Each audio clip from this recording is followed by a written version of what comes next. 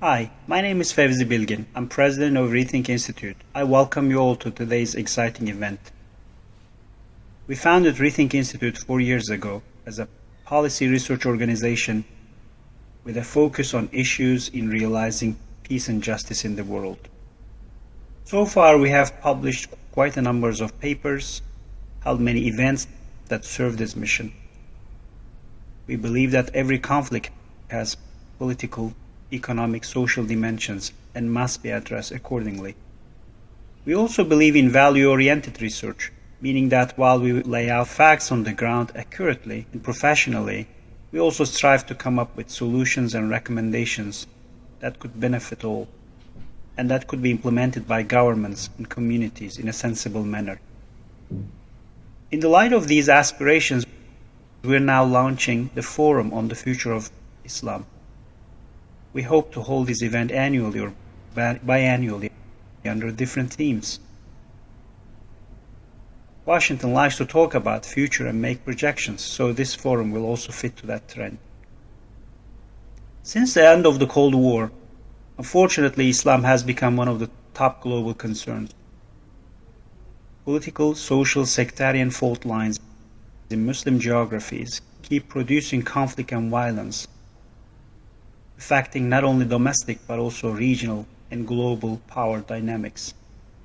In addition, in the age of fast, cursory, unfiltered information and continuous news cycle, whatever committed by any Muslim in any place, in any time, with any motive, is haphazardly attributed to Islam. In this respect, it may not be far-fetched to argue that the future of Islam is also the future of Muslims. And given the magnitude of the issues surrounding this people and religion, the future of Islam will also determine the future of humanity at large. The purpose of this forum is to debate and address the most critical questions, share ideas, and offer solutions to salient issues related to the future of Islam. And this first meeting will aptly take up the issue of extremism and the violence it produces, which has been preoccupying the news cycle for a while now. The brutality of ISIS, massacres by Boko Haram, and sporadic murders in the US and Europe are among the latest episodes of violence in the name of Islam. Although Muslims across the world have condemned these killings, massive public outreach has effectively blurred the line between the religion of Islam and the sociological unit of Muslims in the global public sphere. Consequently, the notion of true Islam and the distinction between Islam and the acts of Muslims have come into question. This forum will consider the challenge of extremism and radicalism in Muslim communities around the world, the failure of Islamism to address social, political, and economic issues, identity crisis and social predicament of Muslim minorities in Western societies, radicalization of Muslim youth, the conflict between modern values and institutions and the tenets of Islam as conceived by some Muslims and non-Muslims, conflicts among state, civil, Sufi, and political manifestations of Islam, and coexistence of Muslim and non-Muslim communities. The forum features prominent American Muslim scholars and experts from DC area and other states who have been working, writing, teaching on these issues. Some others could not join us due to scheduling conflicts. I would like to thank our distinguished speakers for joining us today. Also, these sort of gatherings require a lot of effort, so I would like to thank my colleagues, staff, and volunteers for putting this event together. I also would like to thank individuals and area businesses that make this event possible with their generous financial support. Now, let me introduce our great keynote speaker, who will surely set the stage for the rest of the forum today.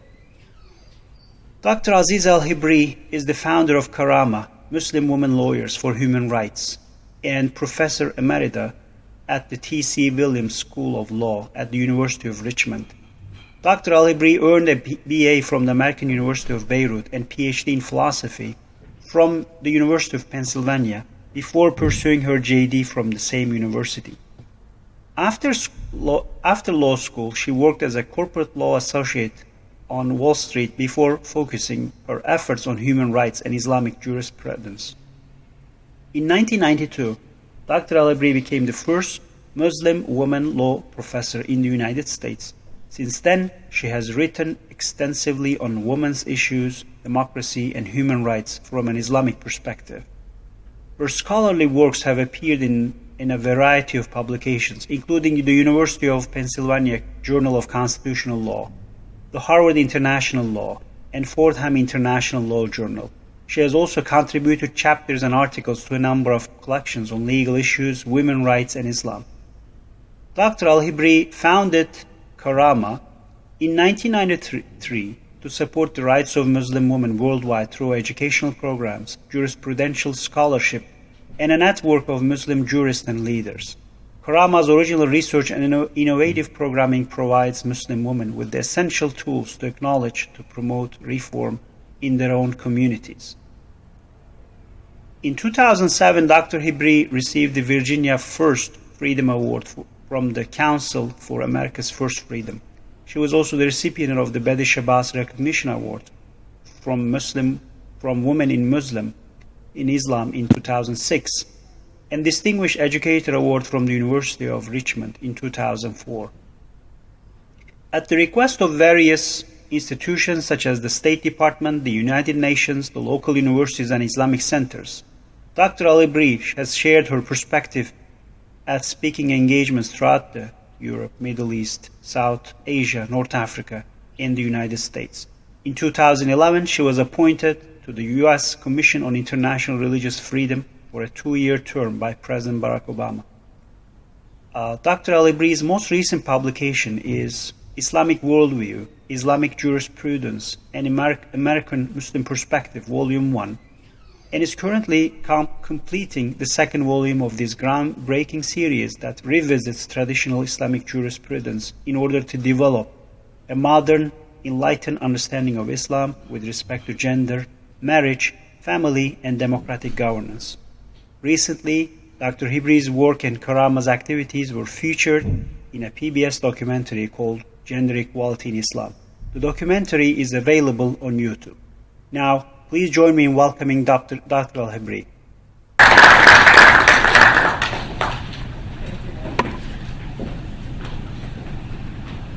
Assalamu alaikum. You hear me okay? Yes. Oh, good.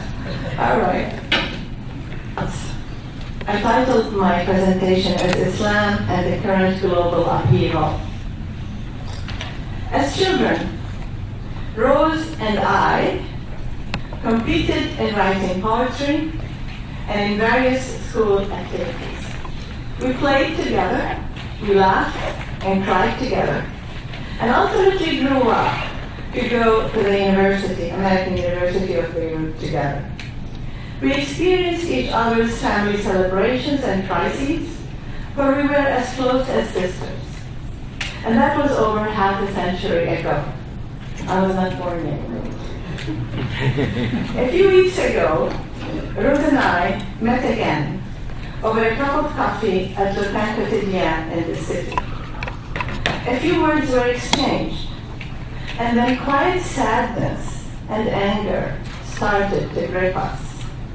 Our beautiful world in Beirut has been demolished.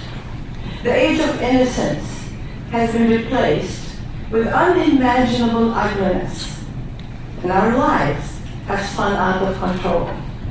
For Rose and I grew up in Lebanon.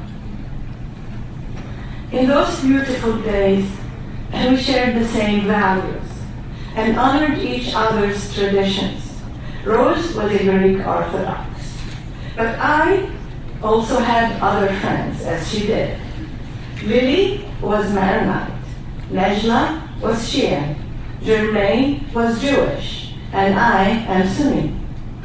We never defined each other by our faith, rarely asked, but we celebrated each other's holidays.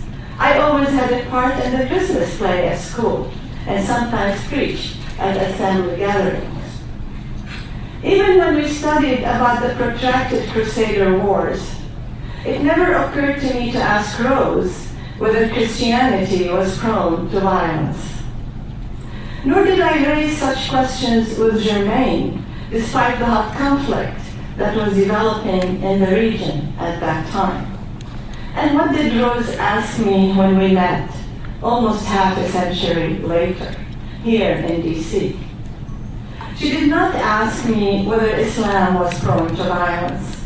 Rather, with sad eyes, she asked me, how could we bring sanity back to this world?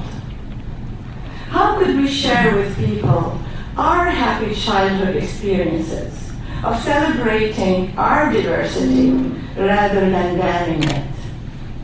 Rose and I decided that we should start a campaign to bring back the beauty of the age of innocence. So what is wrong with being dreamers? The world was not so ugly when we were young, and it is time, past time, to repair it. That we can only do together.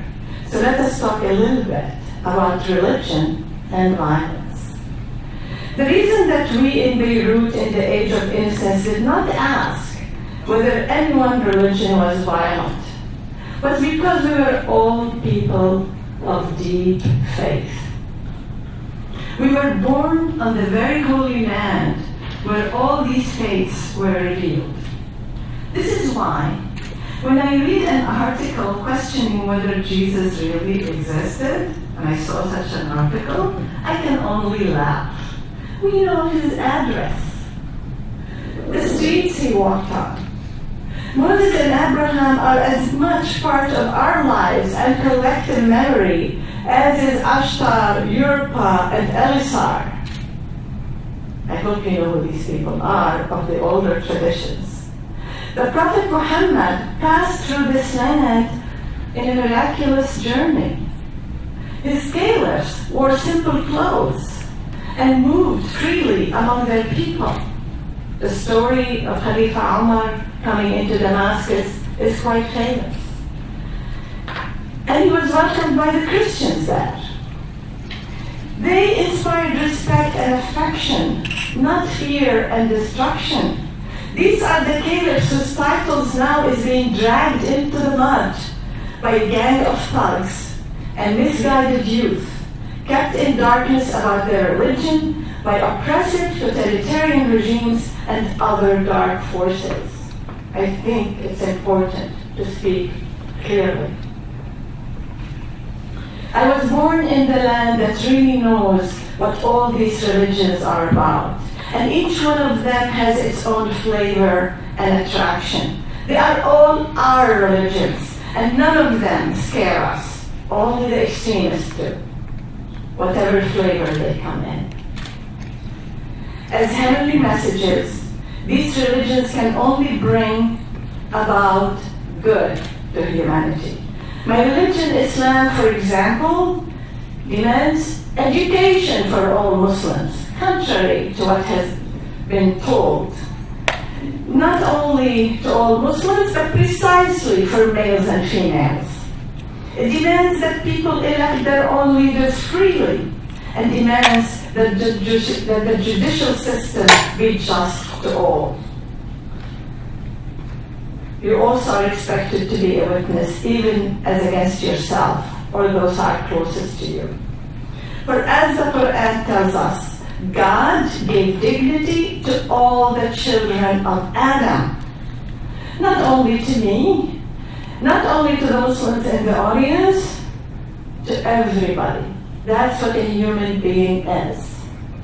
Dignified. Most importantly, the reason that my religion and Christianity and Judaism prohibit usury is not only because of economic considerations, as is usually given in an interpretation. Let's look who are the people who write on this here.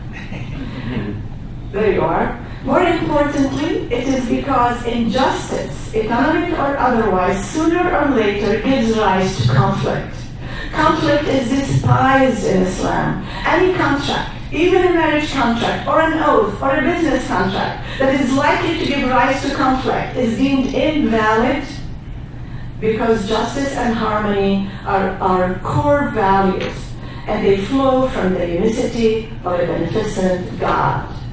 If you really want to know more about this is not an ad, but start Volume 1. Volume 2 will speak more clearly about this issue.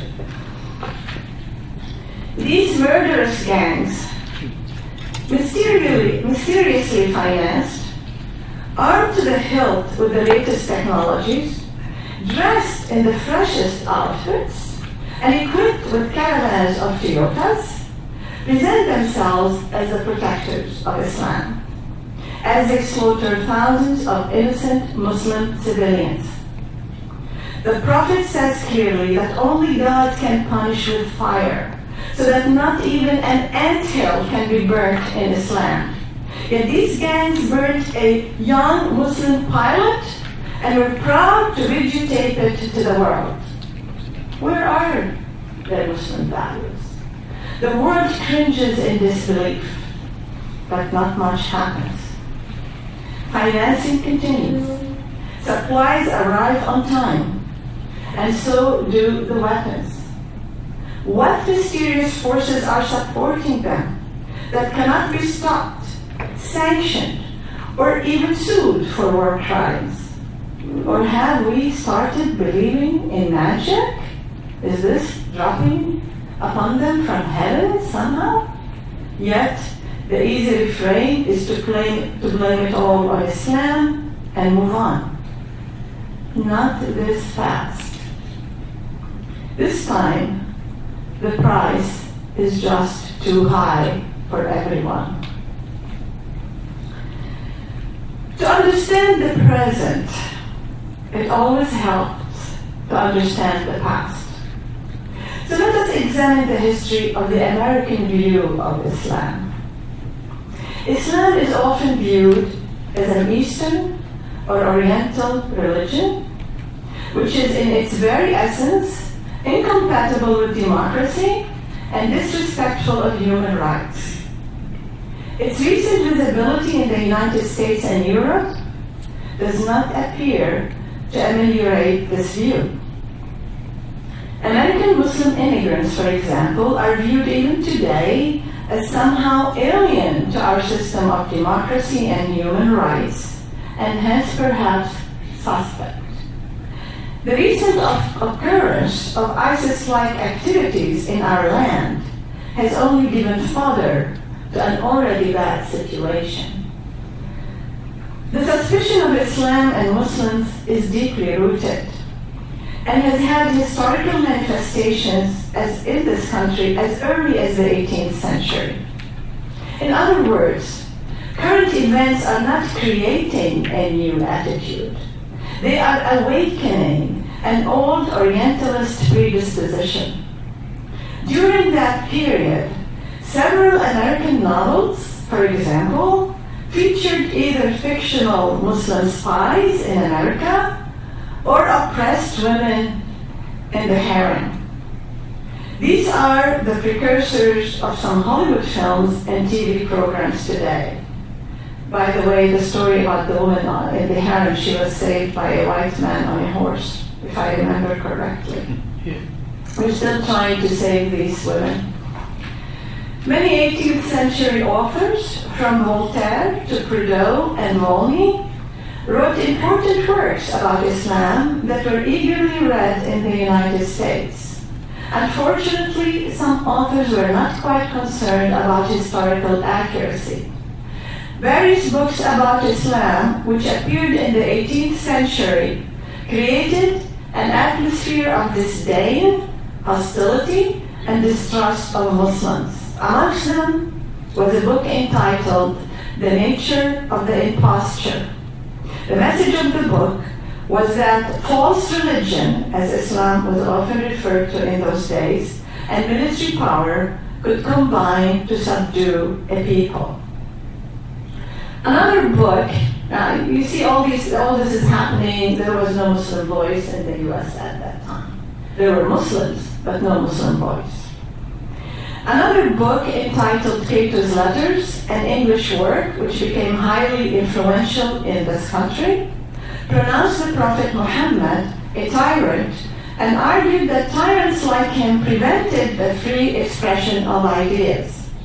In support of their view, authors cited the example of the Turkish Empire and other Muslim states, which they said frowned on printing and other forms of mass communication. Now, we're going to be seeing through my remarks what this country thought of the Turkish Empire at the time. It is their impression and understanding of it, not necessarily what the empire was about or how it conducted its business.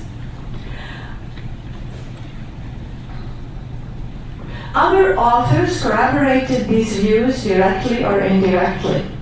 Even Volney, who was a great admirer of old civilizations, could not but comment on the state of apathy and indolence that had permeated many Muslim countries. Volney and many other writers were concerned about the reason for the decline of Islamic civilization. They wanted later civilizations, especially the American one, to avoid a similar fate. Their conclusions varied. Some blamed what they perceived to be the Islamic attitude of fatalism. That was what's behind the decline of the Ottoman Empire. Others blamed what they believed to be the Islamic lack of encouragement of free thinking. There was, however, general agreement that tyranny fostered by religion and the Muslim people's acceptance of it were at the heart of the problem.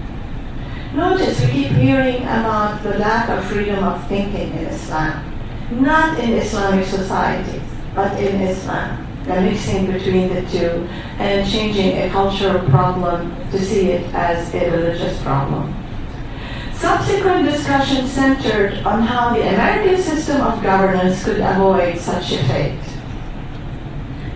Nevertheless, Islamic constitutional precedents played a part in the constitutional debates in the United States.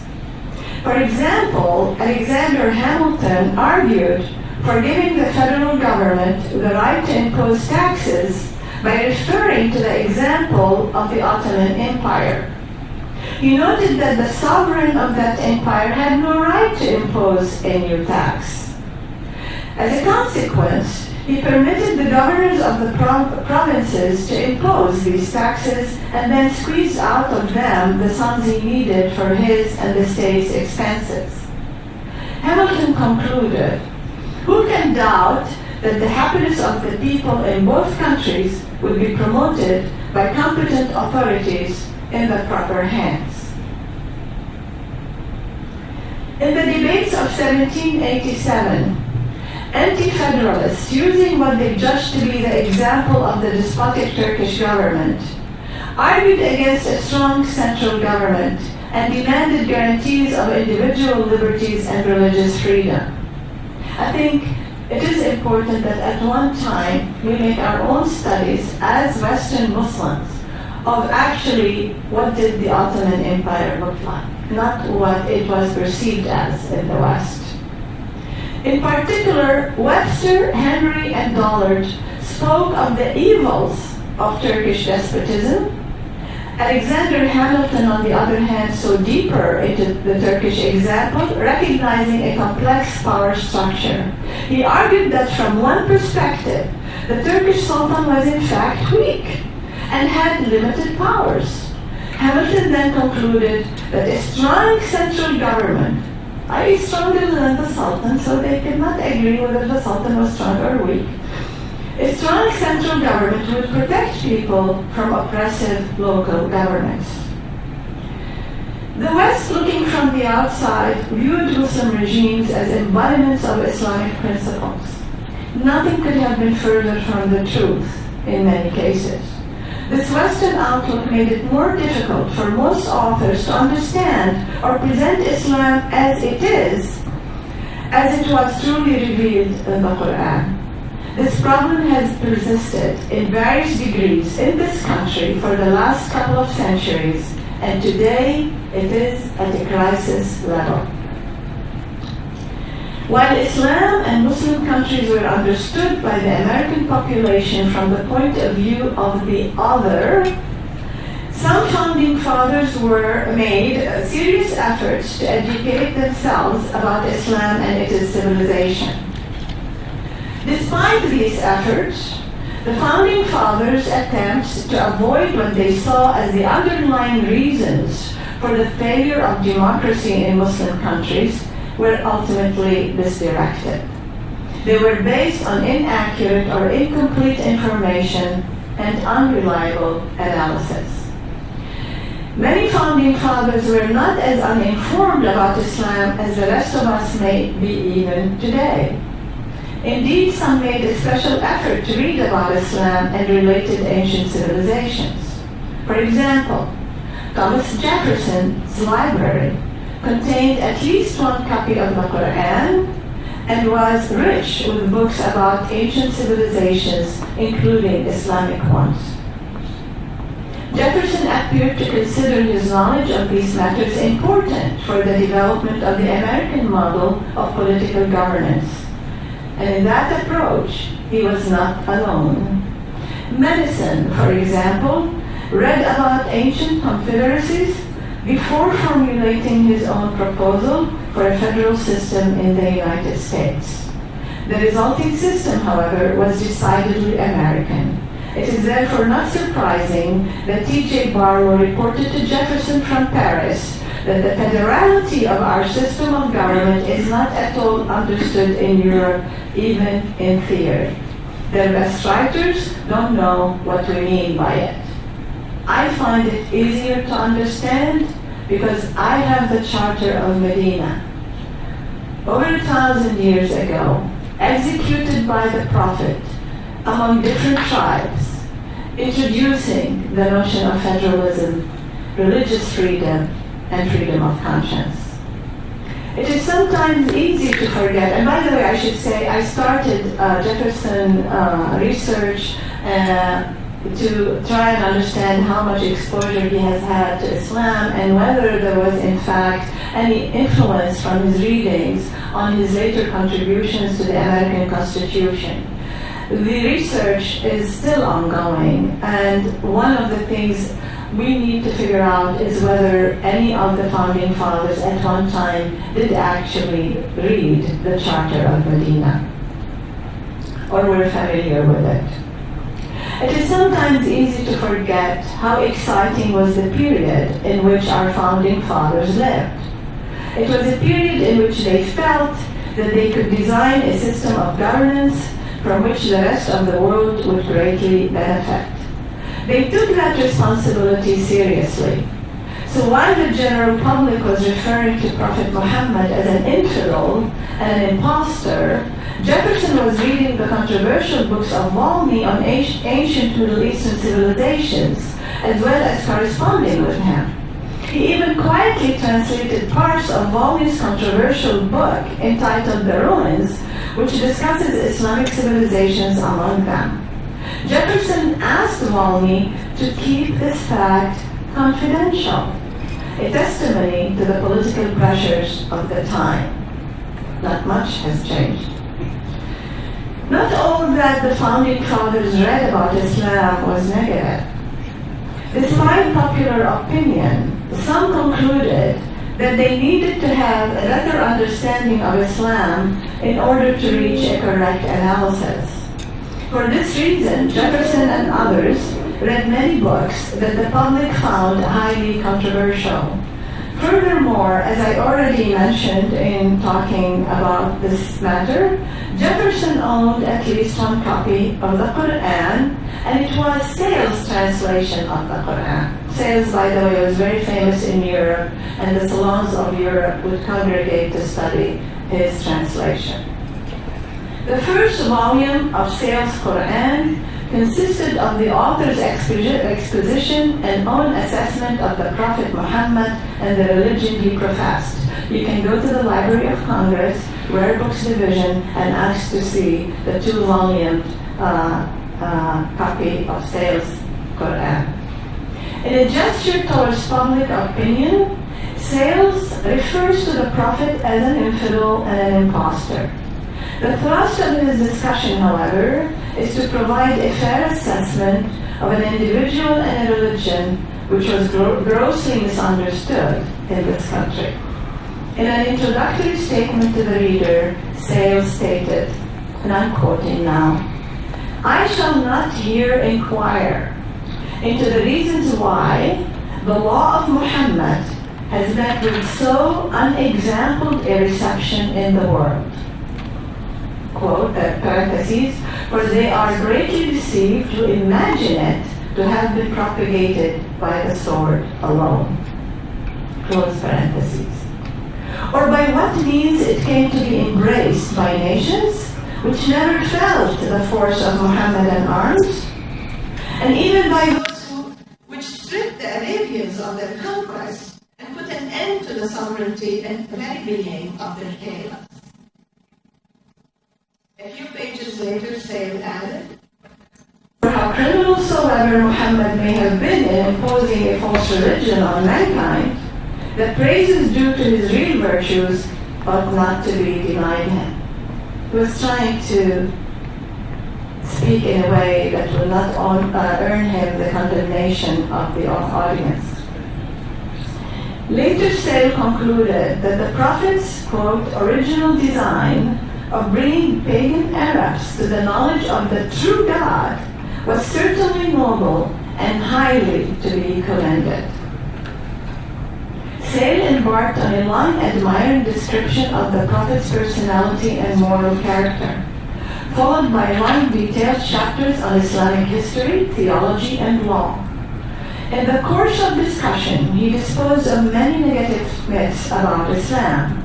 He also compared Islamic law and Islam's historical track record with that of Christianity and Judaism, pointing out that Islam has done no worse than the other two religions.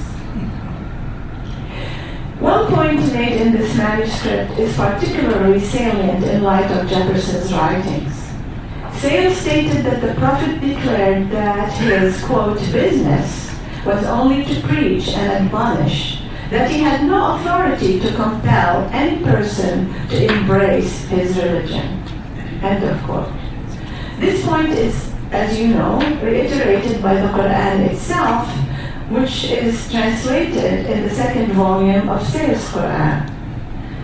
Jefferson, who had this two-volume work, expressed a similar point of view in his writings about freedom of belief. In fact, in one of his writings, Jefferson argued that society should be tolerant of religious practices of others so long as they do not harm the good of the state. So he gives the example of killing calves or lambs. Where does this come from? This appears to be a reference to the Islamic annual custom celebrating the event when the son of Abraham was spared by God and lamb was sacrificed in his stead. If so, then Jefferson must have been thinking of slave practices in America, since most Muslims at that time were slaves who were brought forcefully from Africa. This raises a further question of the extent of context between Jefferson and other founding fathers and their slaves, and how many of those were Muslim. Exchange of ideas.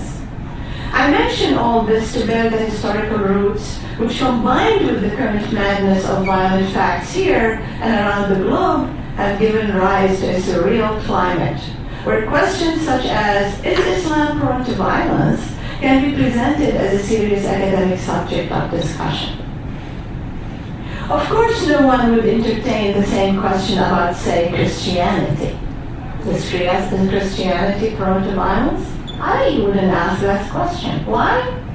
Because we know Christianity. The Pilgrims were Christians. The Founding Fathers were either Christians or deists of Christian roots. So Christianity is not a stranger to this land. If acts of violence happen by Christians, we know that they are not representing their religion.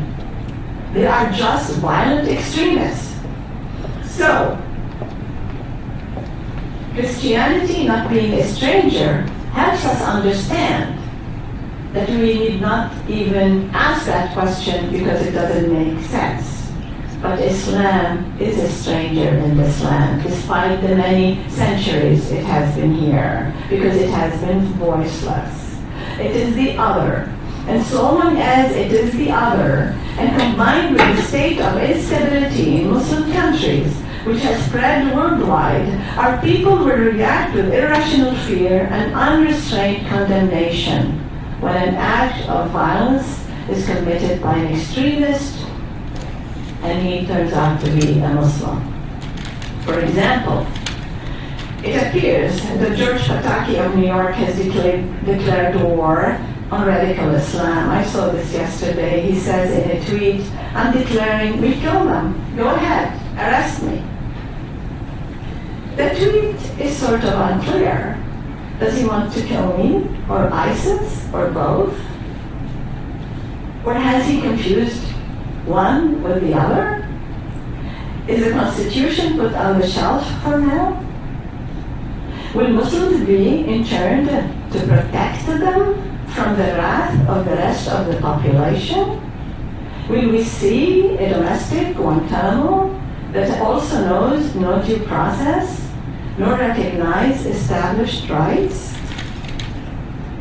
Scoundrel time of the slavery period, World War II, McCarthyism, and September 11, and many other rounds, has returned yet once more to our shores. I use the term scoundrel time, that's the title of Lillian Hellman's book, about her experience. It's up to us to deal with it. And on our actions depends the very future of this country. Don't think we're talking about the future of Islam. We're really talking about the future of this country. Will we continue to blossom as the modern counterpart of the beloved Muslim Andalusia, which gathered under its skies a conglomerate of interfaith leaders, scientists, authors, and artists? Or will we shrink in fear into ourselves and abandon our lofty principles? Rely instead on our superpower status. Living a principled life requires courage. We need to fight for what we believe in and protect it from harm. This means that we need to hold each other's hands and form a protective shield around this country based on faith in each other and on compassion, not suspicion. This requires a lot more than coexistence. Can we do it? You bet. Just ask me and Rose. Thank you.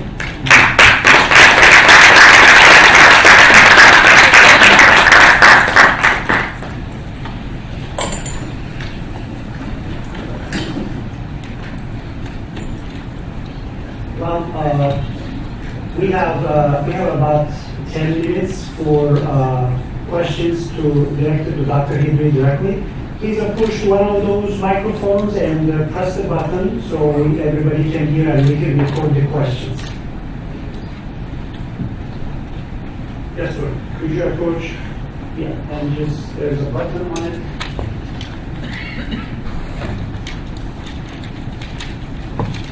Can you hear me now? Yeah. Thank you. I'm Leon Weintraub. I'm retired from the U.S. Diplomatic Service.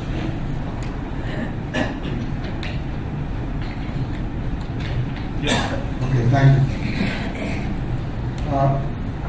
you. In listening to your remarks, which were very, very enlightening, well, first of all, I have to say I'm hardly an expert on Islam, so anything I say is a lot out of ignorance. You spoke about the criminals, thugs, violence, about the murderous gangs. You spoke about Boko Haram, what happened in Paris. I think what you said about Islam is very helpful in explaining the nature of Islam, any relationship it may have to violence, to people like me who are interested in being educated, and hopefully to a wider American audience. That's all for the good. I think what is needed is to influence the perpetrators of the violence, whether the Boko Haram or the people who acted in Paris. I doubt very much, with all due respect, they will be influenced very much by what you say or what others like you say. I know there are efforts in France and in the United States for the local authorities, the national authorities, to speak with imams about what they're saying at mosques. And I feel that these young people who are prone to violence because they're disaffected, whatever reason it may be, if some imams speak one way or some leaders speak another way, and it doesn't suit their preconceptions, they'll just go look for another one. Now, as far as I know, in the absence of any global authority or world leader of Islam whose word would be written and accepted, are there leaders with such sufficient stature that they could off as a lunatic fringe or whatever is the appropriate way to do it, to say whatever these people say, whether it's Boko Haram or these people in Paris, ISIS, these are not, have no way to claim to be doing whatever they're doing in the name of Islam with such authority, with such force that these people, you dry up new recruits for this type of adventure. I don't know if it would be a political leader, a leader of established figures like Al-Azhar University. I'm looking, are there such type of leaders available, and is that advisable? So I got your point. So let me first say that when I talked about murderous thugs and gangs, I was not talking about the bulk of these movements. I'm talking about a small group within them. The bulk I really care about is the misguided youth, our children, that think that they are defending Islam and that therefore are sitting ducks for these people to attract them into that behavior and also dispose of them because they're being killed in large numbers. And the only reason our youth is really open to being exploited in this way is that we have not concentrated on their education as they were growing up, so that they will have from within them first a good understanding of Islam and a strong intercultural, strong humanistic and conflict resolution abilities. We understand this at Karama. That is why, for example, one of the things we've been doing is conflict resolution training for imams, so that they will train the people in their mosque if they feel frustrated, if they have marital discord, any kind of conflict, what is the best way to solve it peacefully. This is why we at Karama concentrate about writing the kind of Islamic views that are really rooted in tradition, but accommodate culture, as all jurists have said across the time, that when you interpret Islam, you have to take the milieu into consideration as you explain it. So you're going to tell me you can write all you want. Who is reading? And the call for a central authority in Islam who can tell everybody magically, this is what Islam is, follow me, for me is dangerous. We are not organized in a hierarchy. We're organized in a democratic system. That's what people need to know, regardless of what they think about Islam. To each his view. I don't care if the ISIS people think what they think. They're entitled to think that Islam requires A, B, C, and I think something else. But they're not entitled to kill. They're not entitled to violence. They're not entitled to harm society. The Quran says to kill a soul is like you kill the whole of humanity. It's so clear. That's where we need to talk to them about it. That's where we need to build in the new generations all around the world, and not just in the US, a consciousness of the importance of legality. When you get frustrated, there are channels to go through. There are ways to get your pride. The Prophet followed them, the Khalifas followed them, and you need to follow them. What is required for this to happen? First of all, I think it's extremely important, and I wrote this in the 1990s in a UN document. It's important that we start reconciling governments with their people. That at that time sounded like a weird suggestion, but right now others overseas are starting to talk about it. A government which is in conflict with its own people cannot really govern effectively, nor would the people find the legal channels to get to where they need to get. Additionally, we need to start fighting corruption as a group. Muslims around the world need to fight corruptions in governance. There has to be organizations that transcend nationality, that follow the Islamic principles of being honest and be servant of the people, and stop the horrible corruption that's happening in governments, so that there will be judicial bodies, pan-Arab, pan-Islamic, that are going to look into any kind of frustration or complaint by Muslims against someone else in power. We also have to educate. Karama is also trying to educate overseas and not only here, but we are one organization. This has to happen on global level by people who have more power than we do. Global organizations that are Muslim, that are recognized as a Muslim alliance of different views. It's not just going to be, it's shameful to talk Sunni Shia. I never grew up to talk about that. We need to go back to talking about Islam.